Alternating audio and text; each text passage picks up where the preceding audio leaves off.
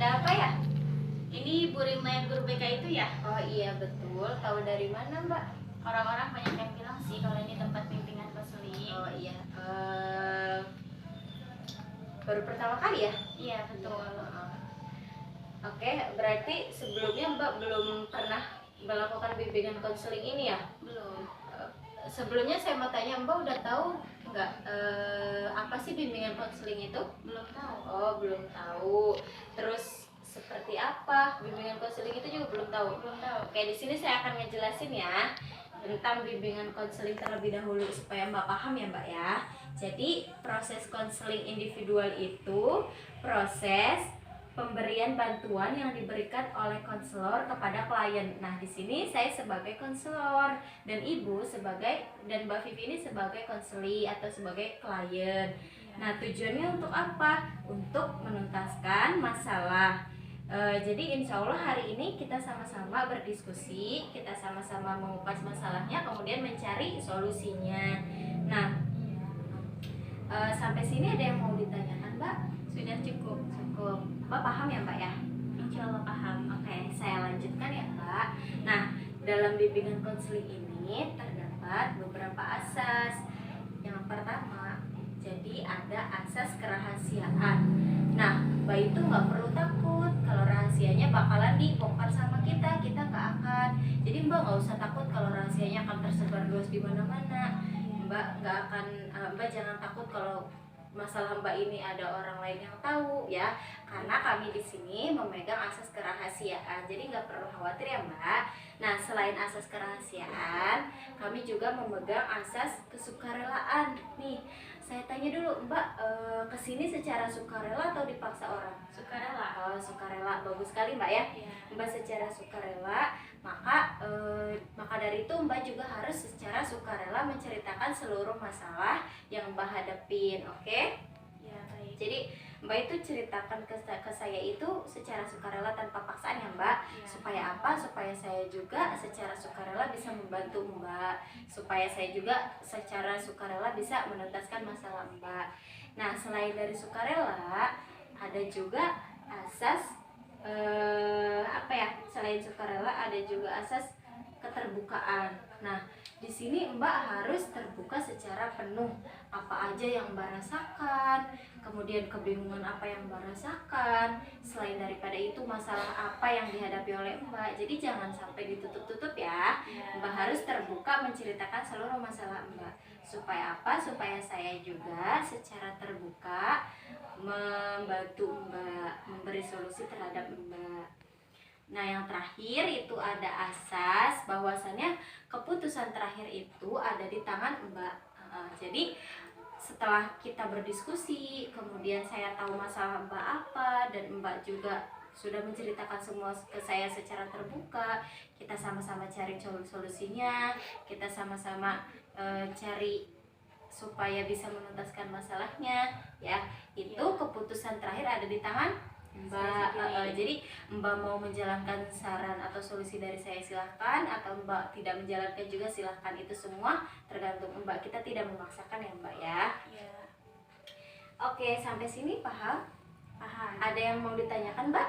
Sudah cukup. Cukup, berarti Mbak udah percaya nih, Mbak udah paham kan ya, ada asas sukarela, ada asas keterbukaan, ada asas keputusan ada di Mbak dan lain-lain Mbak ya. Nah, di sini saya pengen tahu nih, apa sih masalah yang Mbak alami sehingga Mbak secara sukarela datang ke rumah saya untuk melakukan bimbingan konseling. Masalahnya apa sih Mbak? Jadi gini, saya itu kan di sini sebagai mahasiswa ya. Sebagai mahasiswa itu kan bukan hanya tugas dari kampus aja, tapi juga di sini saya tuh ngajar juga iya, jadi mahasiswa juga iya, terus ikut organisasi juga iya. Jadi di sini tuh saya kayak ngerasa pusing karena kebanyakan tugas bukan cuma tugas dari kuliah doang, tapi tugas dari ngajar juga, kayak misalnya kalau lagi UAS atau lagi UTS itu bikin soal, belum lagi ngoreksi soalnya. Terus udah gitu di organisasi juga kadang saya tuh suka kayak dikasih tanggung jawab gitu, kadang suruh suruh jadi wakil, suruh jadi sekretaris, kayak gitu-gitu kan, yang ngebuat saya tuh sekarang ini kayak ngerasa berat, ngerasa pusing karena banyaknya tugas gitu. Ya. Jadi dari cerita Mbak, dari masalah Mbak ini sebenarnya masuk ke hal-hal yang positif Mbak ya. Karena apa? Karena masalahnya itu Mbak diikut sertakan di beberapa organisasi, dikasih kepercayaan juga. Kemudian menurut saya sangat bagus sekali gitu loh. Mbak masih mahasiswi tapi udah terjun di lembaga gitu, udah jadi tenaga pengajar. Itu luar biasa sekali menurut saya. Jadi menurut saya itu tuh masalahnya lebih ke hal-hal yang positif. Cuman di sini yang menjadi hal-hal negatifnya, menjadi kendalanya itu Mbak belum bisa memanage waktu ya. Mbak belum bisa mengatur waktu, mana yang harusnya untuk kuliah, mana yang harusnya untuk ngajar, mana yang harusnya untuk organisasi. Jadi dari situ ketika Mbak belum bisa memanage waktu, jadi Mbak ngerasa tertekan ya Mbak ya? Iya, betul. Ngerasa tertekan, terus ngerasa pusing juga. Iya. Kayak dibebani gitu nggak? Iya. Iya, jadi kayak dikejar-kejar gitu. Iya, betul. Jadi kayak Mbak ngerasa dari tugas kuliah dikejar-kejar, dari tugas Sekolah, dari ya, tugas sekolah mengajar, aja, iya. Kemudian dari organisasi juga ya, karena Iya. dikasih kepercayaan kan bagus sekali tuh sebagai wakil, sebagai sekretaris, iya ya. Nah itu artinya Mbak kan belum bisa memanage waktu ya. Dari semua yang Mbak ikut sertakan itu Mbak belum bisa, mana yang harusnya buat ngajar, buat kuliah, kemudian buat organisasi, ya kan? Tapi Mbak itu sebenarnya senang ikut organisasi kayak gitu? Seneng, karena kan emang itu ngerasanya kayak itu tuh emang bidang saya banget. Dan awalnya juga ngerasa kayak enjoy aja ngejalanin itu. Cuman karena emang sekarang mungkin udah semester tinggi juga, udah memasuki semester 6, jadi kayak kuliah juga makin banyak tugasnya, ngajar juga makin banyak tugasnya. Kadang bingung tugas mana dulu nih yang harus dikerjain. Iya gitu. benar-benar, itu masalahnya jadi ada di pemanage Iya. waktu ya. Jadi mungkin Mbak itu awalnya ngerasa seneng ya, Yang ngerasanya ya cuman nyaman Iya, gitu. Cuma enjoy makin ngejalaninnya. kesini karena semesternya makin tinggi, Iya. tugasnya makin banyak ya. Semester berapa tadi? semester 6 Ada berapa mata kuliah? ada 19 19 atau 10? 10. Oh 10. Jadi ketika udah masuk ke semester tinggi, mata kuliahnya udah ada 10 ya, banyak banget ya Mbak ya. Iya, jadi nambah pusing gitu ya. Bagus sekali sebenarnya Mbak. Nah, kalau boleh tahu Mbak itu sekarang memanage waktunya gimana? Agak kerepotan kayak gitu atau gimana? Iya, sekarang itu ngerasanya kayak repot banget. Agak kerepotan ya. Nah, sebelumnya kenapa Mbak baru datang ke saya sekarang? Padahal ini kan Mbak ngerasa keberatan atau tertekan pusing itu udah lama atau baru-baru ini? Baru-baru ini aja sih. Oh, baru-baru ini aja Iya. sih. Karena memang sebelumnya ngerasa enjoy ya. Iya. Oke. Kalau begitu berarti justru sekarang ini kerasa banget pusingnya. Iya, betul. jadi baru datang ke saya Iya, untuk melakukan betul. bimbingan konseling. Oke, sekarang kalau boleh tahu nih Mbak ya, apa sih yang menjadikan kendala selama perkuliahan di kuliah Mbak aja ini Mbak? Apa? Yang jadi kendala itu kayak misalkan mengerjakan tugas mengerjakan tugas mendekati deadline. Terus udah gitu tugasnya banyak atau menumpuk, terus lagi rasa malas atau kurang semangat dalam ngerjain tugas. Gitu sih Iya. kendalanya. Kalau yang saya simak dari ketiga yang udah Mbak tadi jelasin, itu kayaknya poin ketiga itu paling utama ya, rasa males atau kurang semangat gitu ya. Saya senang banget sih Mbak udah mau ngakuin bahwasannya kadang Mbak ngerasa males, semangat gitu ya. Nah, yang membuat Mbak males itu kira-kira apa? Apa karena tugasnya yang ngebuat males, atau karena Mbak itu ngerasa tertekan jadi ngerasa males? Jadi saya itu di sini kayak ngerasa tertekan, Sehingga timbul rasa iya, males. sehingga timbul rasa malas. Oh, boleh. Nah, Mbak boleh dong kasih tahu saya apa aja sih yang ngebuat Mbak itu bisa tergerak hatinya supaya bisa mengerjakan tugas? Kadang tuh yang suka ngebuat hati saya tergerak buat ngerjain tugas itu kayak ngelihat temen. Kadang kan ngelihat temen tuh kayak temen saya tuh udah ngerjain duluan, jadi saya juga kayak termotivasi, kok saya belum sih gitu. Jadi kadang ngelihat temen tuh jadi bikin motivasi bagi diri saya sendiri. Jadi saya juga kayak ngerasa saya juga harus udah ngerjain tugasnya, saya juga harus selesaiin tugasnya gitu. Selain termotivasi teman, dukungan ada lagi dukungan dari mana gitu?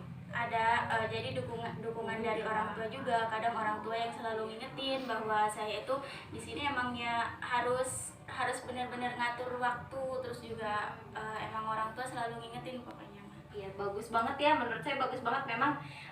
Kalau yang saya amati, poin pertama tadi termotivasi oleh temen itu bener banget gitu. Mungkin saya juga dulu semasa saya kuliah atau apa itu kan ngerasa banget gitu ya, kalau teman udah ngerjain tugas kita belum, itu ada motivasi ya di diri kita, oh orang lain udah, kenapa kita belum gitu ya.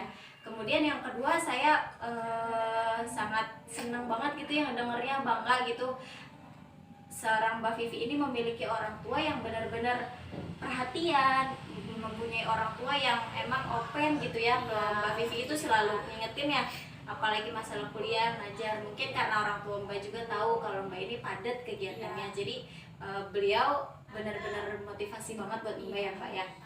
Nah, menurut Mbak nih, kalau misalkan saya kasih solusi nih ya, kasih saran, sebelum saya kasih saran, kira-kira saya mau tanya, hal apa sih yang supaya bisa jadi efektif buat Mbak supaya bisa ngerjain tugasnya itu?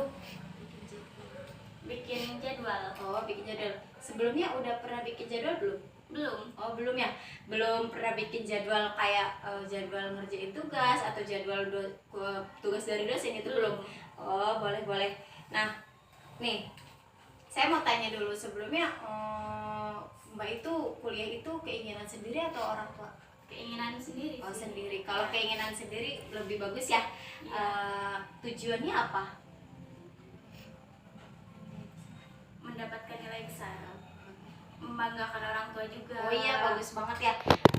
Mungkin tujuan daripada kuliah itu supaya bisa membanggakan orang tua dengan nilai besar. Selain daripada itu juga mungkin Mbak kan sebagai seorang tenaga pengajar nih, pengen ya memiliki kemampuan yang sesuai sama bidang kuliahnya ya Mbak ya. Iya betul. Nah, tadi kan Mbak juga bilang kalau misalkan Mbak itu belum pernah mencoba nih kita nulis jadwal gitu ya. Nah, sekarang saya mau ngasih solusi buat Mbak ya. Untuk dari masalah yang udah Mbak ceritakan, itu nggak ada salahnya kayaknya Mbak coba tulis jadwal nih. Nah, tulis jadwal, kemudian Mbak tulis nih, dosen itu memberikan tugas hari apa dan dikumpulkannya kapan. Kemudian nanti tugas-tugas yang lainnya juga bisa ditulis di situ. Supaya apa? Supaya Mbak itu nggak lupa, ya kan? Nggak lupa. Iya. Kemudian ketika melihat jadwal itu Mbak selalu ingat gitu. Nah, yang supaya bikin Mbak ingatnya ini, coba saya tanya, tempat mana yang selalu Mbak lewatin dan Mbak lihat supaya lihat jadwal itu di mana?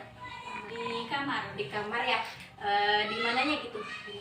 Di lemari atau di dinding dekat lemari. Iya. Oh ya, di dinding dekat lemari. Iya. Ya, boleh banget tuh, ide bagus ya. Menurut Mbak itu efektif nggak? Efektif. Oh iya, efektif. Kalau menurut Mbak itu efektif, itu artinya Mbak nggak ada salahnya tuh nyoba bikin rancangan atau bikin schedule ya, bikin jadwal gitu tuh, yang Mbak tulis kemudian ditempel di dinding kamar atau di lemari. Nah, supaya apa? Supaya Mbak itu nggak mepet-mepet lagi ngerjain tugas mendekati deadline ya kan? Supaya Mbak juga termotivasi hatinya. Setiap kali mau ngambil baju, oh iya ada tugas kan gitu ya. Setiap kali Mbak lagi nyapu atau apa di kamar, ngelihat jadwal itu kan ingat lagi ya. Ya itu sih solusi. Menurut Mbak itu solusinya bagus gak? Bagus. Bagus sih, efektif Mbak ya. Iya. Nah, saran yang tadi saya itu Mbak bisa gunain bukan cuma di tugas kuliah, tapi Mbak bisa bikin jadwal juga buat ngajarnya, tugas-tugas di ngajar. Kemudian Mbak juga bisa bikin jadwal tuh buat organisasi, atau mungkin tadi Mbak mau buat kerjaan rumah tangga ya, rumah aja intinya, takutnya pagi jadwal nyapu atau sore jadwal ngepel, cuci piring gitu Mbak ya.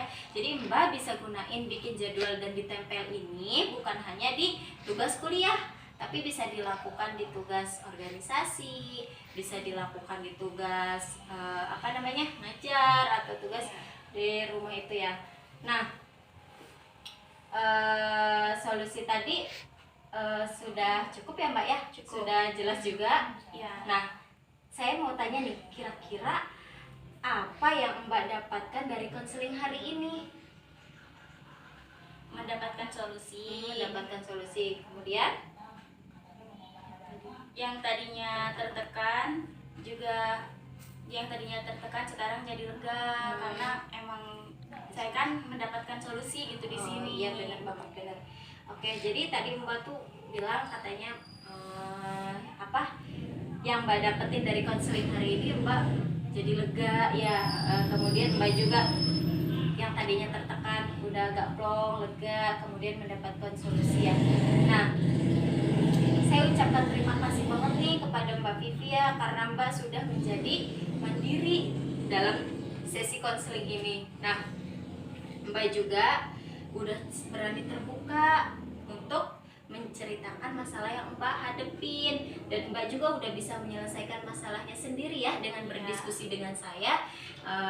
Itu Mbak udah dapet solusinya. Sebenarnya kita berdiskusi kayak gini tuh ada untungnya banget kan Mbak ya, Mbak udah berani nyeritain sendiri. Selain daripada itu, setelah diceritakan kepada saya, kita diskusi dan Mbak menemukan solusinya. Jadi Mbak yang tadinya tertekan jadi nggak tertekan, ya Mbak yang tadinya ngerasa pusing gitu ya, setelah udah cerita mungkin ke saya jadi merasa lebih lega. Nah, jadi saya juga sangat mengapresiasi nih kepada Mbak, karena Mbak itu mau mengakui gitu loh, mau menyadari apa yang menjadi kendala dalam hidup Mbak dengan menceritakan semuanya ke saya, dan Mbak juga percaya ya. Gimana perasaannya Mbak setelah konseling dengan saya? Sekarang sudah lebih lega sih. Udah lebih lega. Kemudian ada lagi gitu? Senang karena bisa menentukan solusi untuk mengatasi masalah saya. Oh iya ya. Intinya Mbak udah ngerasa lebih lega, dan Mbak juga udah menemukan solusinya ya. Saya juga sangat mengapresiasi karena Mbak udah mau mengakui masalah Mbak, menceritakan secara terbuka, dan Mbak juga sudah mandiri ya menyelesaikan masalah ini dengan berdiskusi dengan saya. Cukup ya Mbak? Ada yang mau ditanyakan lagi? Sudah cukup. Saya ngucapin terima kasih pada Mbak ya, karena sudah Saya juga berani. mengucapkan terima kasih juga Ya. karena Mbak di sini sudah ngasih solusi kepada saya. Ya. Ya udah. Terima kasih. Saya pamit ya. Ya. Terima kasih atas solusinya dan senang bisa bertemu dengan Ibu Rima. Iya, nanti kalau ada masalah lagi boleh datang Ya, ke sini ya. terima kasih. Sama-sama. Ya. Assalamualaikum. Salam.